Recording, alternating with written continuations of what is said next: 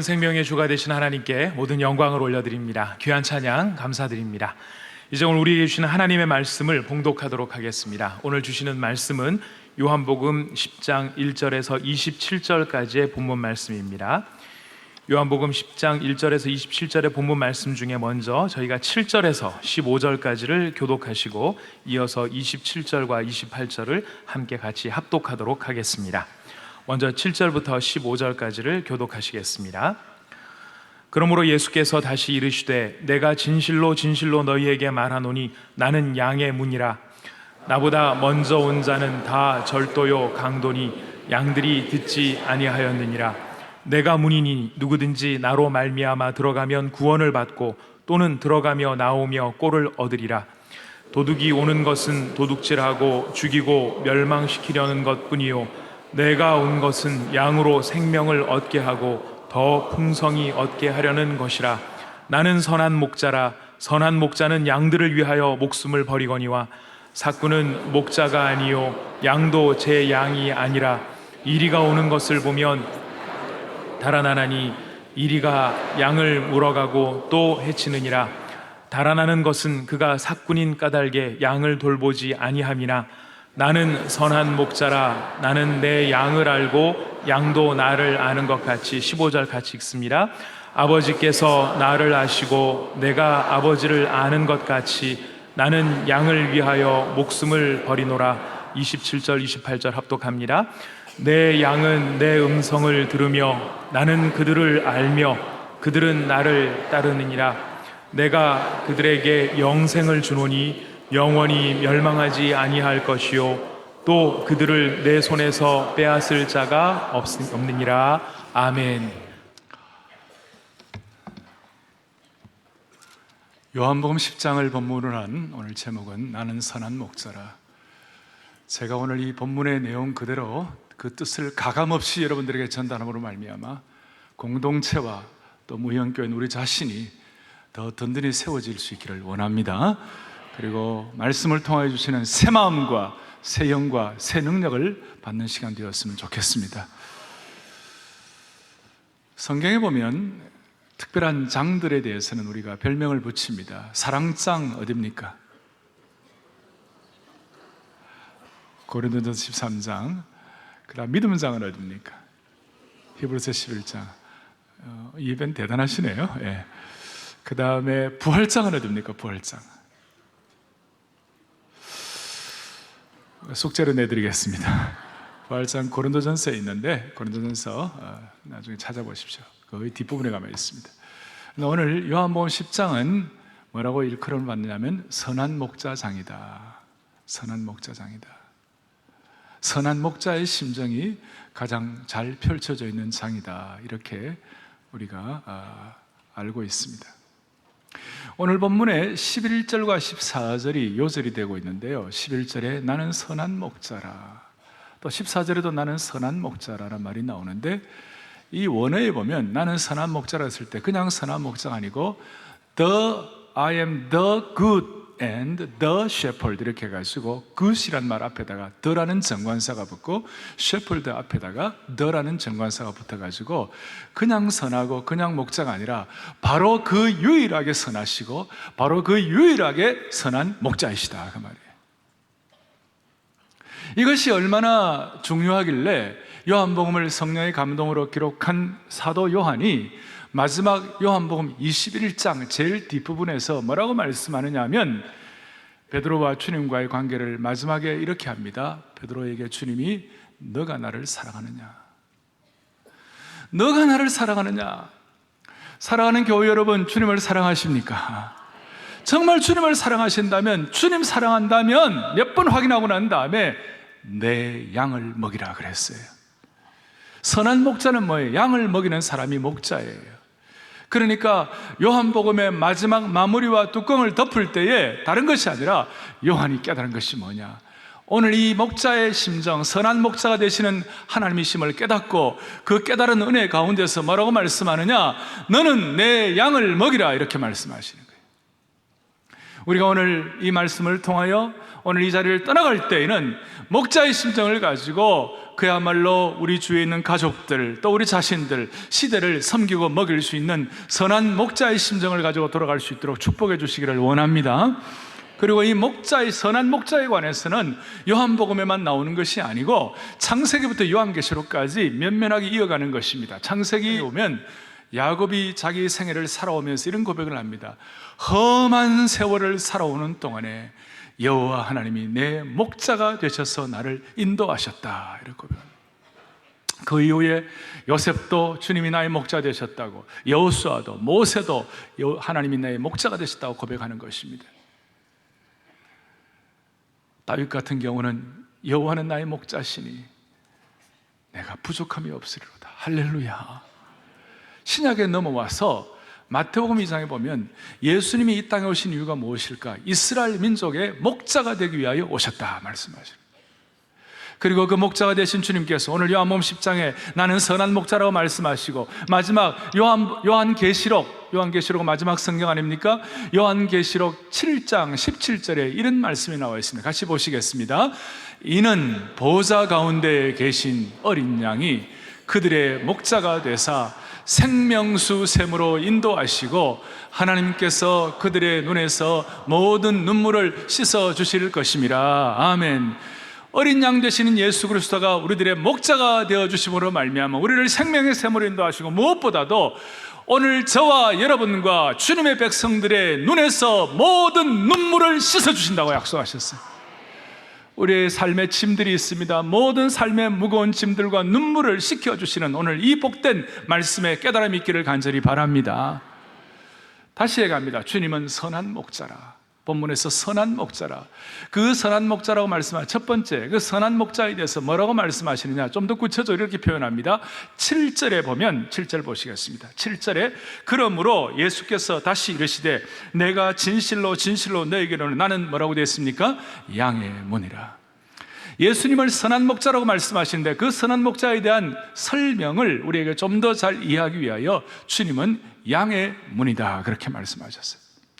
양의 문이라는 것은 어떤 뜻이냐? 이스라엘 백성들은 그 양들을 키울 때에 방목하지만 울타리를 만들어서 그 양의 울타리를 만들고 그 울타리 만드는 가운데서 이렇게 문을 만듭니다. 그 문을 만들고 그 문 앞에 목자가 지키고 있습니다. 목자가 지키고 있으면서 그 양들이 그 문을 들락날락하면서 밤에는 그 안에서 안식을 취하고 또 보호를 받고 곰과 늑대와 이리 발톱으로부터 양들이 보호받는 것이 바로 그 쉽게이트, 그 양우리가 있는데 그 양우리에서 양의 문을 말씀하시는 겁니다. 그래서 이 양의 문이라는 것은 첫째는 지킴과 보호를 설명하는 거예요.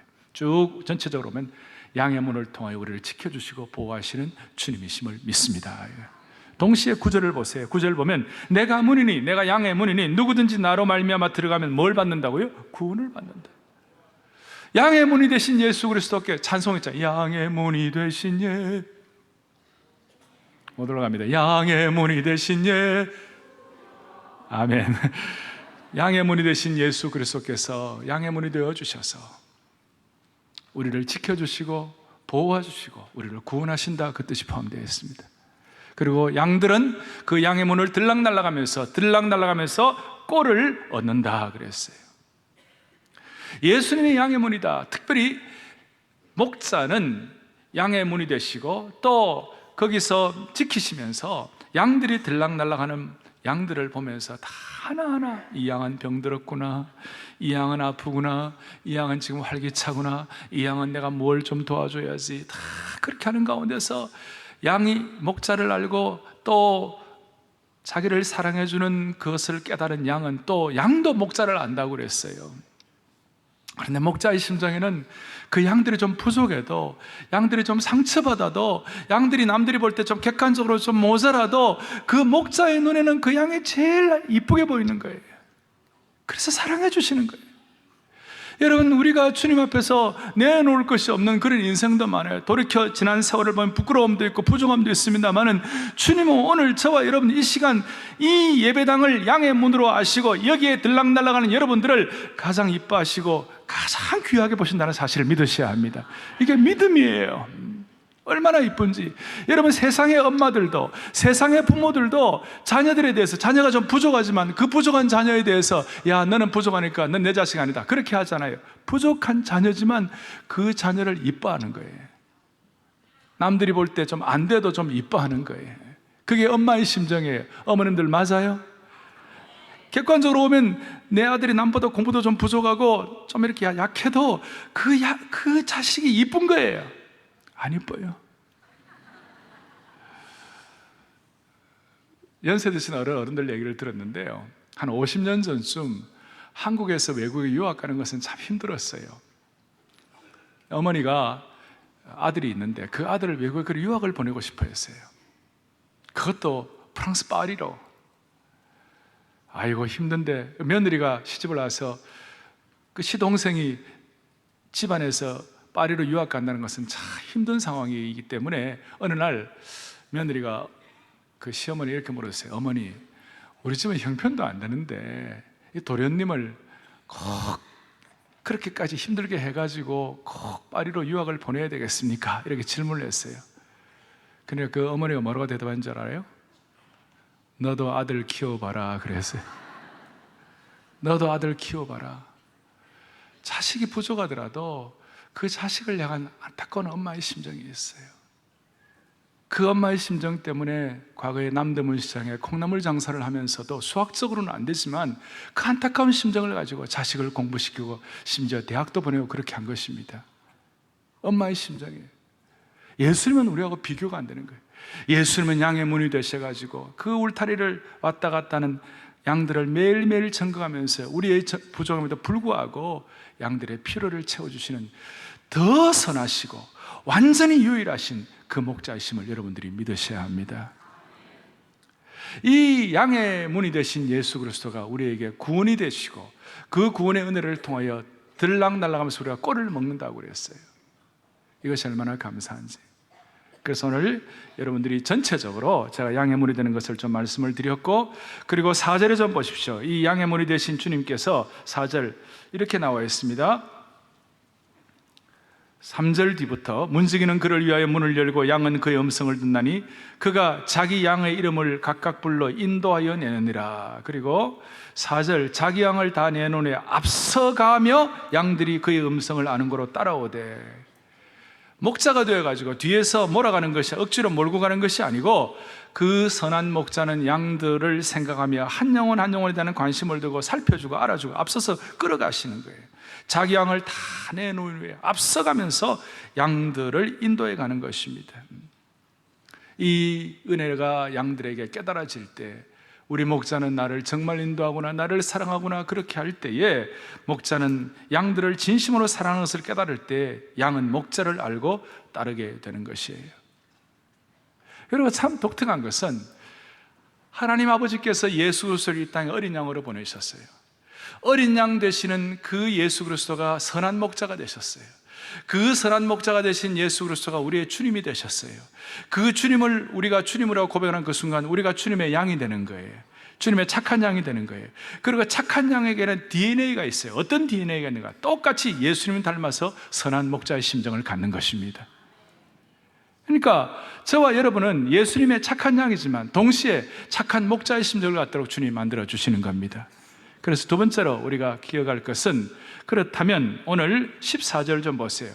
나는 선한 목자라 나도 내 양을 알고 양도 나를 안다는 말이 나오는데, 두 번째로는 양의 특징을 좀 생각해 보면 좋을 것 같아요. 여러분 다 아시죠? 양은 참으로 약하고 미련하고 빨리 뛰지도 못하고 공격도 못하고 수비도 못하고 앞에 10m도 못 보고, 그래서 미련한 동물이에요. 약한 동물이에요. 눈도 나빠요. 양은 죽을 때도 말이에요, 다른 동물하고 달라요. 막 돼지하고 개는 죽을 때 막 고함을 지릅니다. 온 동네가 시끄럽습니다. 그런데 양은 죽을 때 아무 소리도 안 하고 그냥 가고 죽습니다. 제가 호주에서 그 양 농장에 가서 양 털 깎기 체험에 한번 참여해 보았습니다. 이발기계 비슷한 걸 가지고 양의 털을 깎는데, 제가 처음 하니까 실력이 없으니까 막 깊이 깎다가 양 그 살갗을 막 이렇게 깎아가지고 피가 막 나오게 됐어요. 내가 그냥 너무 마음이 아파. 근데 양은 그냥 가만히 있는 거예요. 너무너무 약한, 어떻게 보면 무력한, helpless, 무기력한. 양은 방향도, 새들도 소도 다 개도 방향 감각이 있어가지고 자기 집으로 돌아오지만 양은 그런 감각도 없고 방향 감각도 없고, 양은 사자처럼 세지도 못하고, 양은 소처럼 받지도 못하고, 양은 공격도 못합니다. 여러분, 양이 개처럼 달려드는 일이 있습니까? 상상이 안 됩니다. 그건 정신 나간 양입니다. 양은 수비도 못합니다. 토끼처럼 빨리 뛰지도 못합니다. 쥐는 작은 동물이지만 날쌔게 구멍에 쏙 들어가면 보호가 되지만, 양은 미련하고 둔해서 뛰지도 못하는 것입니다. 수비도 못하고 공격도 못하고 약한 동물이에요. 여우도 저녁이 되면 꼬리를 끌고 자기 굴 속으로 들어가는데 양은 방향 감각이 없습니다. 정말로 양은 너무나도 무기력하고 무능력한 존재인데, 양은 목자 없이 살 수 없는 무력한 존재인데, 그런데 이 양이 착한 목자를 만나면 해결이 되는 겁니다. 여러분, 우리 그리스도인도 똑같습니다. 양과 같습니다. 양이 그렇듯이 우리 그리스도인들도 목자 되신 예수님 없이는 살아갈 수 없는 존재임을 믿으십시다. 이렇게 말씀드리면 예수 믿으면서 어떤 분들은 고개 들고 자기 원하는 대로 큰 소리 치고 자기 하고 싶은 대로 다 하고 사는 사람들이 많다고 할지 모르겠습니다만은, 제가 말하는 요지는 이거예요. 예수 믿으면서도 참 목자 되신 예수 그리스도께 의존하지 아니하고 자기 스타일대로 살면 그거는 길 잃은 양이에요. 어떻게 보면 우리밖에 양인지 몰라요. 정말 제가 그렇게 말씀드린 이유는, 목자 되신 예수님의 인도함이 없이는 우리는 하나님의 뜻대로 살 수가 없는 것입니다. 하나님을 기쁘시게 하는 삶을 살 수가 없는 것입니다. 하나님의 자녀답게 하루도 살 수 없는 존재가 되는 것입니다. 이런 차원에서 목자장 되시는 예수님을 떠난 그리스도인은 무력한 존재임을 고백합니다. 예수님은 이것 때문에 뒤에 요한복음 15장에서 너희가 나를 떠나서는 아무것도 할 수 없느니라. 예수 믿는 분들 가운데 세상적으로 괜찮은 분들도 많이 계십니다만, 근본적으로 영적으로 오면 우리는 예수님 없이는 무력한 존재인 줄로 아셔야 합니다. 너무나 무능적한 존재예요. 따라서 우리는 주님 없으면 못 산다. 그렇게 될 때 주님만을 집중하게 되고 주님을 두려워하는 인생으로 바뀌게 되는 것입니다. 그게 양이 목자를 알고 목자가 양을 아는 것입니다. 우리는 살다 보면 우리를 두렵게 하는 것이 많이 있습니다. 내 노후가 어떻게 될까? 물질적으로 나는 너무 없는데 내 자녀를 앞으로 어떻게 키워야 하나? 내 미래는 어떻게 하나? 아픈 분들 죽음 어떻게 되나? 우리를 많이 두려워하게 하는 것들이 있습니다. 그런 것들 앞에서 우리가 무능력하게 될 때가 많이 있습니다. 그런데 오늘 주님 뭐라고 말씀하시느냐? 나는 선한 목자라. 나는 바로 그 유일한 선한 목자라. 그래서 나는 목자 없이는 못 산다고 고백하는 그 순간, 그 두려움의 대상들이 나를 더 이상 두렵게 하지 못하게 되는 것입니다. 오히려 주님께 집중하게 돼가지고 장래도 미래도 노후도 죽음도 금전의 문제도 자녀의 문제도 나를 더 이상 두렵게 하지 못하고 내가 주님 안에서 담대해지도록 만들어주시는 겁니다. 얼마나 담대하게 만들어주신지 몰라요. 나는 무력한 존재지만 주님이 나의 선한 목자라고 되게 하실 때, 양은 아까 말씀한 대로 쭉 열간 대로 방향 감각 없고 그 다음에 모든 것들을 할 수 없는 그런 무력한 존재이지만, 목자가 있으면 그 양은 들어가며 나가며 꼴을 얻고 선한 목자 되신 주님 앞에 구원의 은총을 찬양하게 되는 것입니다. 여러분, 이스라엘 백성들 가운데 특별히 구약에서 가장 선한 목자 되시는 하나님의 심정을 잘 깨닫고 하나님의 뜻을 깨닫고 그 목자의 삶을 잘 살았던 대표적인 사람이 다윗입니다. 다윗은 어릴 때부터 이 목자의 삶에 대해서 익숙했습니다. 목자장 되신 하나님을, 여호와는 나의 목자시니를 그걸 깨닫고 난 다음에 자기도 목자의 삶을 사는데 그렇게 하나님 뜻을 구별할 수가 없어요. 자기는 무능력하지만 목자 되신 하나님께 나를 맡길 때 하나님 나를 어떻게 하시는가? 사무엘상 17장에 보면요, 이런 말이 나옵니다. 어느 날 양의 우리에 사자가 쳐들어옵니다. 곰이 쳐들어옵니다. 그렇게 해서 양을 움켜가지고 양을 죽이려고 하는, 양을 빼앗아가는 그런 일이 있었습니다. 그 순간 다윗에게 하나님이 주신 목자의 심정을 주셨어요. 나는 못하지만 주님이 여호와가 나의 유일한 목자이시다. 이걸 깨닫고 그 마음을 갖는 순간 쫓아가 가지고 사자의 입을 찢어놓고 곰의 수염을 뽑아버리면서 그 양을 다시 한번 구원해 오는 것입니다. 인간적으로는 볼 때는 기적과 같은 일이 나게 된 것이죠. 그러면서 이런 심정을 가지고 이스라엘 민족을 향한 목자의 심정도 회복시켜 주심으로 말미암아 당당하게 골리앗 앞에 나가가지고 나는 사자의 발톱과 곰의 발톱을 여호와께서 내 목자 되심으로 말미암아 그 목자의 은혜를 깨닫고 의지함으로 말미암아 다 찢어놨는데 골리앗 앞에서 내가 두려워할 것이 무엇일까? 그렇게 하면서 물맷돌을 들고 나간 것입니다. 사랑하는 여러분, 양은 무력한 존재입니다. 하지만 선한 목자 있으면 이런 기적 같은 일이 일어나는 줄로 믿으시기를 바랍니다.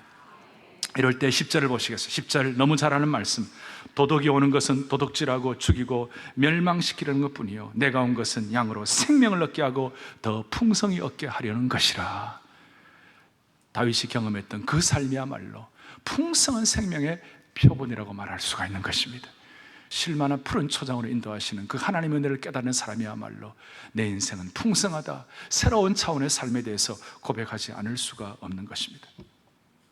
제가 지금 선한 목자 되신 예수 그리스도의 양의 문에 대해서 말씀을 드렸습니다. 목자는 양을 알고 양은 목자를 안다고 해서 양의 특징에 대해서 말씀을 드렸습니다. 세 번째로 중요한 것은 이것입니다. 이제 11절 다시 한번 보겠습니다. 11절 나는 선한 목자라. 선한 목자는 양들을 뭡니까? 위하여 목숨을 버리는, 위하여라는 말에 줄을 꺼 보시기를 바랍니다. 선한 목자는 양 중심이다 이렇게 말할 수 있습니다. 선한 목자는 목자 자신 중심이 아니라 선한 목자는 양본이다 이렇게 말할 수 있습니다. 양 중심, 양본이다 이렇게 말할 수 있습니다. 그런데 1절에 나오는 거 있습니다. 1절에 뭐가 나오느냐? 강도와 절도가 나옵니다. 그 다음에 8절에도 나와 있습니다만은 절도와 강도들이 나옵니다. 10절에도 나와 있죠. 도덕이라는 말이 나옵니다. 선한 목자는 양 중심이고 양본위의 삶을 사는데 도덕과 강도와 그 다음에 악한 목자는 뭐예요? 자기 중심이에요. 자기 본이에요. 하나님은 항상 양 중심이고 양본이에요. 그런데 마귀는 항상 자기 중심, 자기 본이에요. 오늘 제가 다시 한번 강조합니다. 우리는 주님의 자녀입니다. 맞습니까? 주님의 자녀이면 주님의 DNA가 우리에게 들어오는 것입니다. 우리에는 어린 양, 착한 양의 은혜가 있는데 양으로서의 삶을 우리가 살아가는데 주님 우리에게 착한 목자의 심정을 주시는데 그 목자의 심정이 뭔가? 핵심은 이거예요. 내 본의가 아니라 양 본의예요. 내 중심이 아니라 양 중심이에요. 이것은 어떤 뜻인가? 자, 우리가 아내로서 살아갑니다.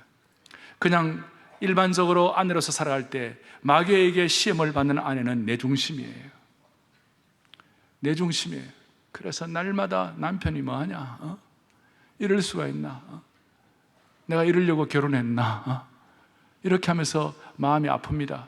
그런데 착한 목자 아내가 되면, 목자의 심정을 가진 아내가 되면 내가 남편을 위해서 남편을 어떻게 좀 잘 섬길 수 있을 것인가? 제가 먼저 남편이기 때문에 먼저 얘기하는 거예요. 내가 어떻게 하면 남편을 잘 섬길 수 있을 것인가?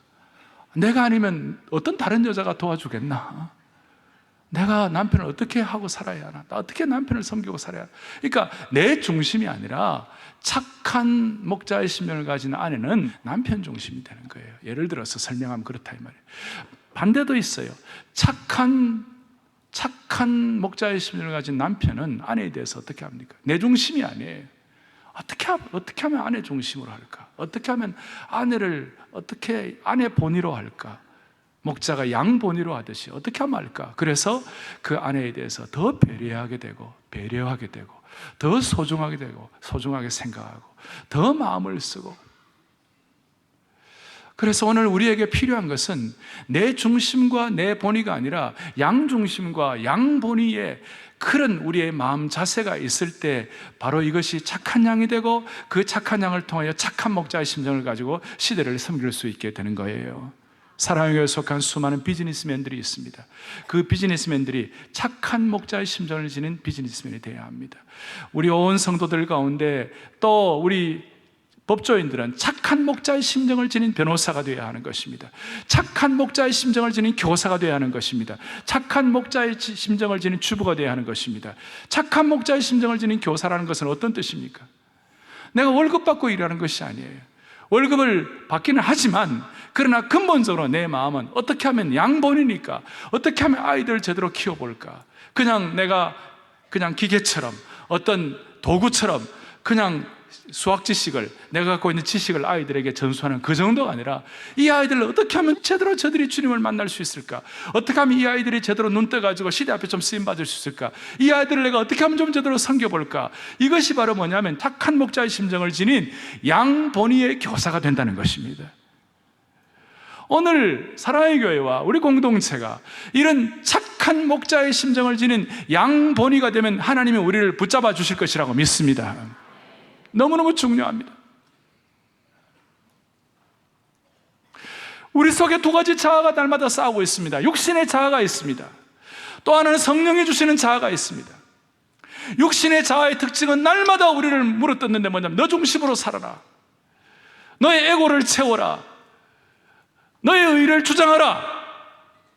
그러나 성령이 주시는 자아는 착한 목자의 심정을 지닌 자아를 회복하게 해 주셔서 내 중심이 아니라 양 중심으로, 내 본의가 아니라 양 본의로 만들어 주시는 겁니다. 오늘 여기에 대해서 주님이 눈을 열어주시면 좋겠습니다. 그래서 이 내 중심의 자아와 성령이 주시는 양본의의 자아가 우리 속에서 갈등을 일으키고 있는데 이것이 마치 흰 개와 검은 개처럼, 제가 옛날에 그런 말씀드린 적이 있어요. 우리 속에 있는 본능 속에 흰 개가 있고 검은 개가 있어요. 검은 개는 내 중심의 육신의 본능이고 흰 개는 성령이 주시는 본능이에요.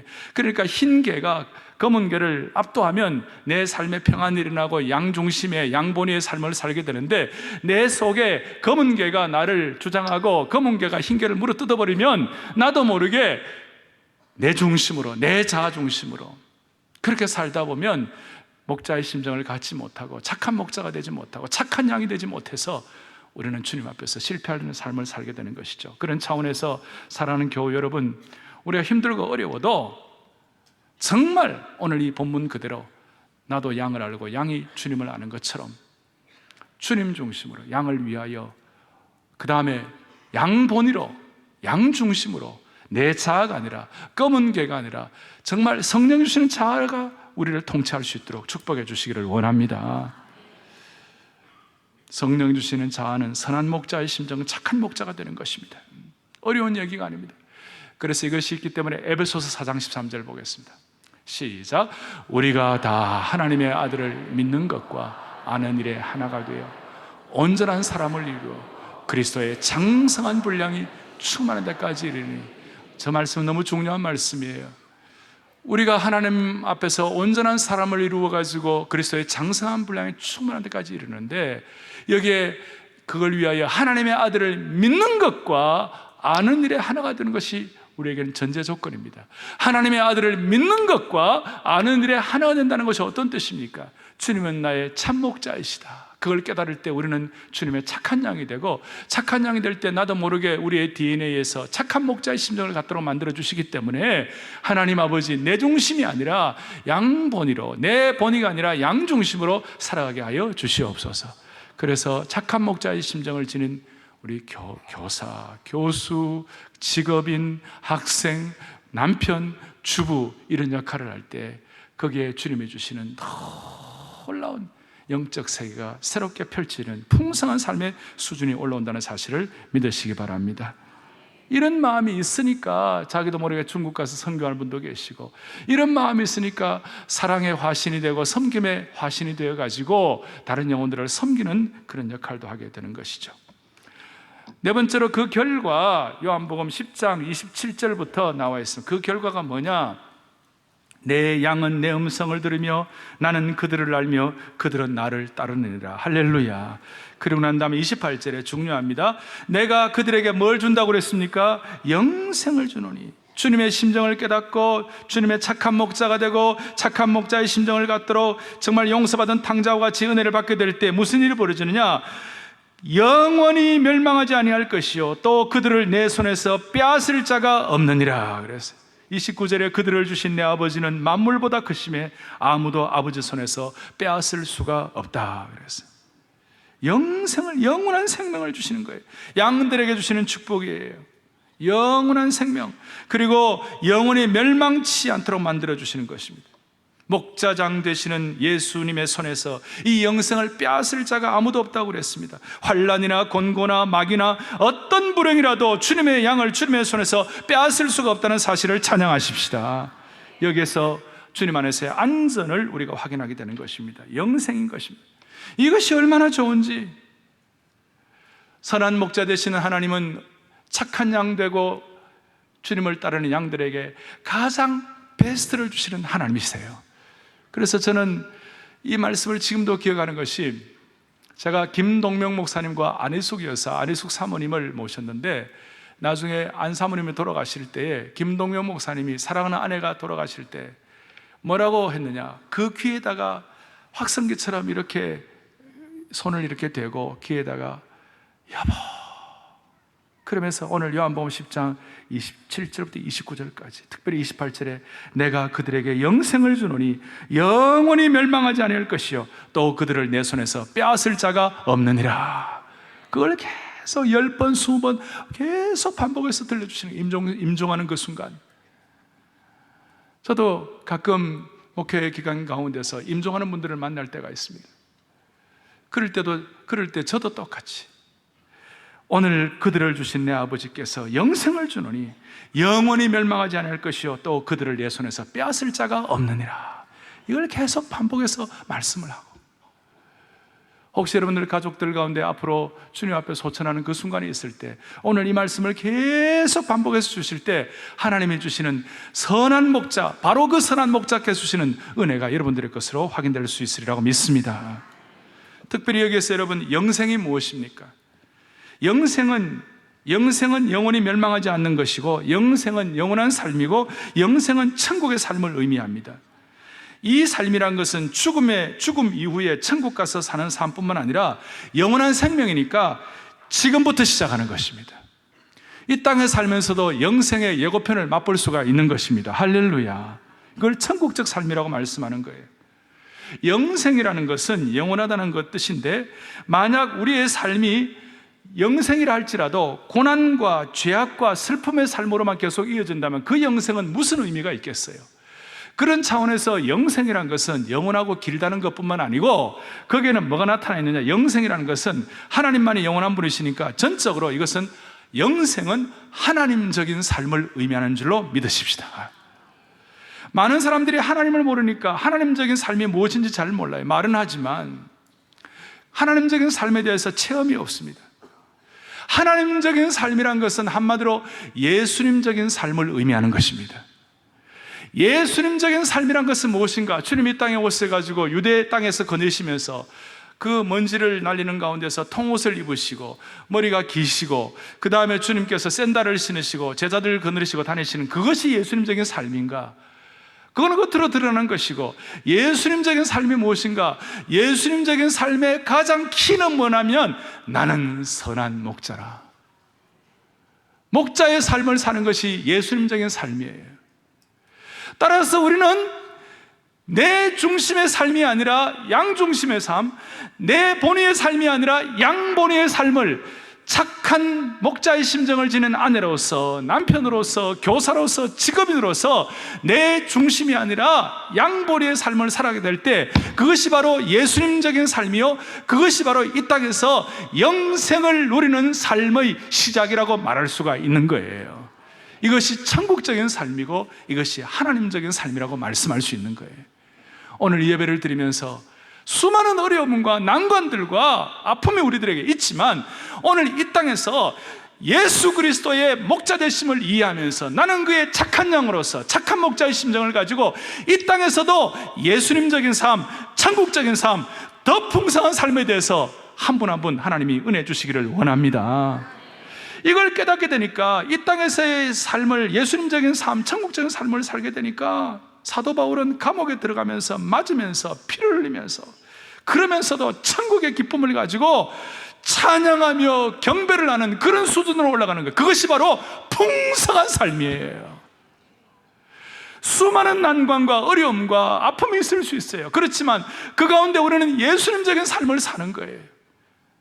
주님이 이 땅에 걸어다니신 그 삶 겉으로만이 아니라 목자의 심정을 가지고 내 본의가 아니라 양 중심으로, 내 중심이 아니라 양 본의로 내가 살아가야 되겠다, 그 마음 가지고 착한 목자의 심정을 지닌 목회자, 착한 목자의 심정을 지닌 아내, 이렇게 될 때에, 남편이 이렇게 될 때 하나님이 기뻐해 주시리라고 믿습니다. 저는 목회자로서 제가 갖는 중요한 소원 중에 하나는 우리 성도들이 어떻게 하면 은혜 받을 수 있을 것인가. 저는 성도들이 은혜 받는데 은혜 받을 수 있도록 하는 그 환경 되게 하는 데는 제가 모든 것을 다 드리고 싶습니다. 처음 개척할 때부터 저는 이 마음을 지금까지 견지해 왔습니다. 사랑의 교회 성도들이 은혜 못 받는다면 나는 죽는다. 그것이 제 입장이에요. 그럼 진정한 은혜가 무엇일까? 사랑의 교회 성도들이 예수 그리스도의 목자의 심정을 이해하고 우리 모두 다 착한 양이 되고 착한 목자의 심정을 가지고 시대를 섬기는 것입니다. 그럴 때 남들이 볼 때는 양같이 무력하고 아무것도 아닌 존재라 할지라도 영생의 삶, 천국적인 삶, 풍성한 삶을 하나님이 허락해 주시는 것입니다. 사랑하는 여러분, 양은 무력하지만 양은 참 도움을 주는 유익한 동물입니다. 살아있을 동안에 양은 털을 주인에게 주고 젖도 절반은 새끼를 주지만 절반은 주인에게 줍니다. 죽으면 고기도 주인에게 주고 가죽도 주인에게 줍니다. 그런데요, 놀라운 것은 양이 하는 역할 가운데 최고로 놀라운 것은, 제일 감사한 것은 그 양은 하나님께서 가장 기뻐하시는 향기로운 제물이 되는 것입니다. 수많은 동물이 있습니다. 힘센 사자가 있습니다. 강력한 호랑이가 있습니다. 영악한 이리가 있습니다. 똑똑한 여우가 있습니다. 그런데 하나님이 여우나 이리나 늑대나 타이거나 사자를 제물로 받지 않으시고 가장 무력한 양을 향기나는 제물로 받으시는 것입니다. 이것이 기독교의 신비입니다. 이것이 기독교의 역설입니다. 이것이 기독교의 기적인 것입니다. 사랑하는 여러분, 이 은혜에 온 공동체가 눈이 열릴 수 있기를 원합니다. 제자훈련을 왜 합니까? 사랑의 교회가 제자훈련을 왜 합니까? 하나님 나라 확장하기 위하여, 주님을 닮아가기 위하여, 여러 가지 이유가 있습니다만 저는 30수년 동안 제자훈련 사역에 제 자신을 드리면서 요즘 깨닫는 것은, 왜 제자훈련을 하는가? 우리 성도들이 착한 목자의 심정을 가지고 주님의 착한 양이 되어서 주님 앞에 제물되는 삶, 로마서 10장에 있는 것처럼 내 삶을 온전히 주님 앞에 제물로 드리는 것, 이것이 바로 제자훈련의 핵심이 아닐까. 무능력하고 무기력해 보이지만 내 삶을 주님 앞에 제물로 드리는 그 순간 주님은 향기로 받으시고 그 심정을 통하여 시대와 공동체를 새롭게 하시는 축복이 있는 줄로 확신합니다. 여러분, 이 기독교의 역설입니다. 예수님은 제자들을 키우실 때 지성을 키우고 세상 힘을 기르는 데 쏟지 않으시고 온전한 제물되는 삶을 위하여 그렇게 제자들을 키우셨습니다. 그러므로 제자훈련이 깊어질수록 제자훈련을 잘 받았다는 표징은 착한 양이 되어 제물이 되는 것이라고 믿습니다. 이것이 바로 전적 위탁이라고 할 수 있습니다.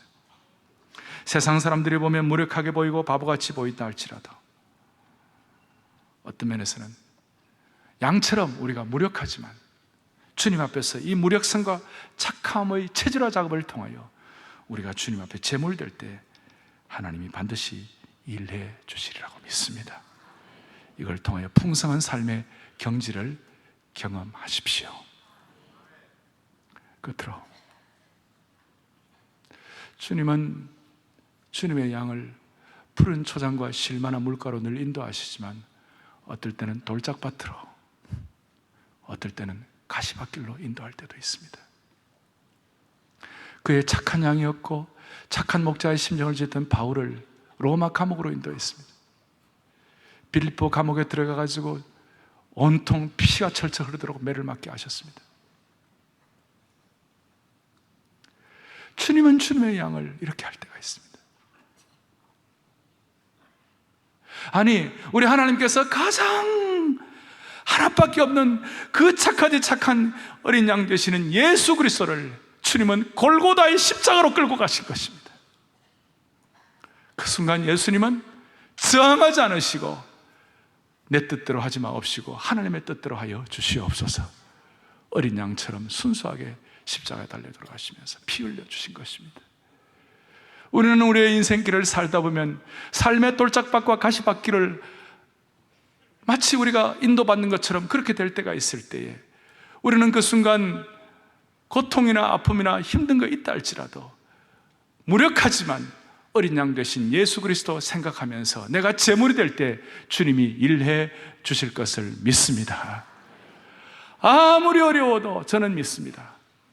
우리가 이 착한 목자의 심정, 선한 목자의 심정을 가지고 시대적 소명을 위하여 내 본의가 아니라 양 본의로 살겠다, 내 중심이 아니라 양 중심으로 살겠다고 결심하는 한 하나님께서는 길을 열어주실 것입니다. 아무리 힘들어도 이런 마음의 소원을 가진 영적 공동체와 육신의 가족과 영적 가족이 있는 이상 우리는 이겨낼 수가 있을 것입니다.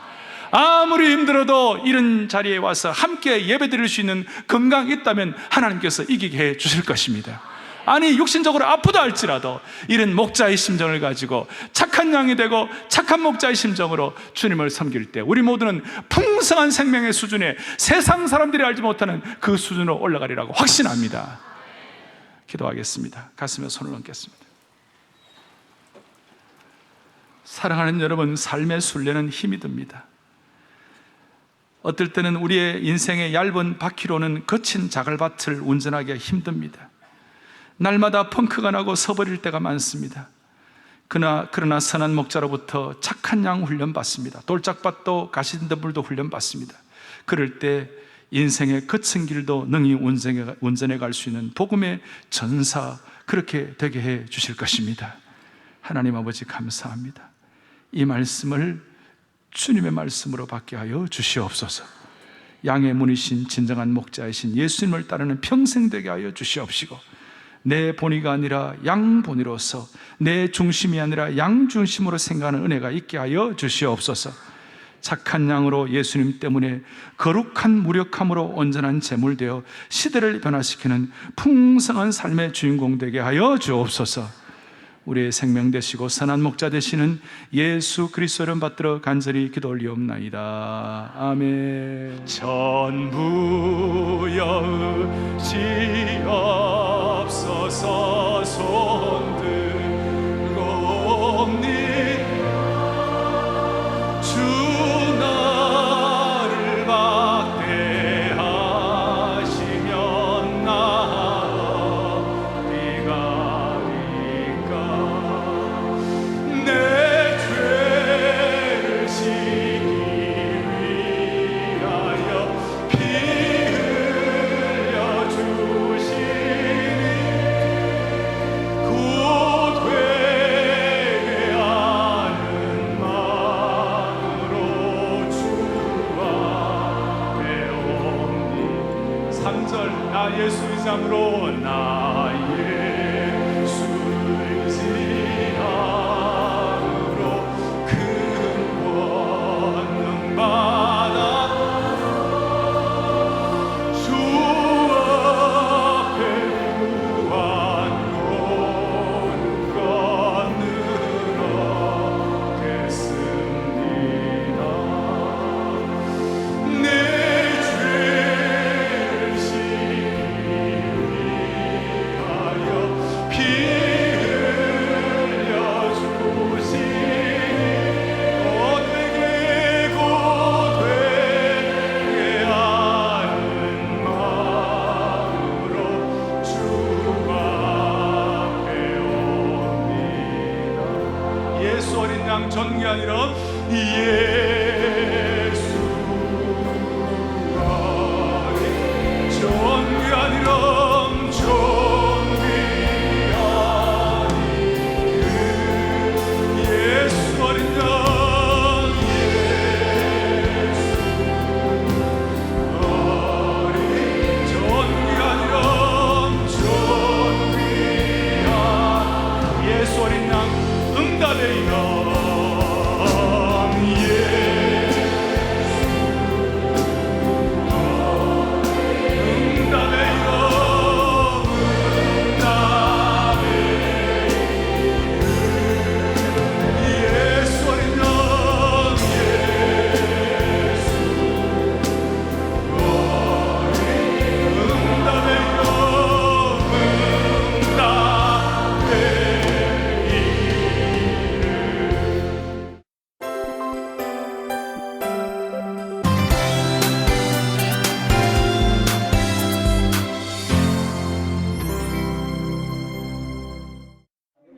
지난 29일 오정현 담임 목사가 이사장으로 있는 한국교회 봉사단 월드디아코니아 네팔 지진 피해 실사단이 지진 피해 현장을 방문했습니다. 한국 선교사들의 대부분이 소속된 네팔 한인 선교사회 지진 긴급대책본부에 2만 달러 상당의 긴급 구호 물품이 1차로 전달됐습니다. 실사단은 네팔 도착 첫날 카트만두 시내에서 가장 큰 피해를 당한 박타푸르 지역을 중심으로 피해 상황을 조사하고 효과적인 이재민 구호 방법을 살폈습니다. 네팔 정부가 물은 어느 정도 지원하고 있지만 주민들은 그 외에 특별한 지원을 받지 못하고 있으며 텐트와 비상식량, 담요 지원이 절실한 상태로 파악됐습니다. 고다바리 지역에서는 피해 지역의 가정을 직접 방문해 긴급 구호 물품을 전하며 삶의 터전과 가족을 잃은 주민들을 위로했고 지진 피해로 골절 환자와 외상 환자가 많아 의료진의 손길과 실질적인 도움의 손길이 필요한 상태를 확인했습니다. 카트만두 인근에 많이 복구 지원이 이루어지고 있습니다. 지금 이제 집이 없어졌기 때문에 텐트나 천막들이 필요합니다. 그러나 장기로 볼 때는 이들이 살 수 있는 그런 주거 공간이 사실 필요합니다. 계속해서 네팔을 위해서, 네팔 땅을 위해서 기도해 주시고 네팔의 교회들을 위해서 기도해 주시기 바랍니다. 한국교회 봉사단 월드디아코니아는 기부금품 모집과 네팔 지진 피해 이재민 돕기 모금 운동을 본격적으로 시작합니다. 현지에 거주하고 있는 한인 선교사들에게는 큰 피해가 없는 것으로 알려졌는데요. 이재민 구호에 앞장선 선교사들을 통해서 복음도 전해질 수 있도록 기도해 주시고 이재민 구호를 위한 모금에도 함께해 주시기를 바랍니다.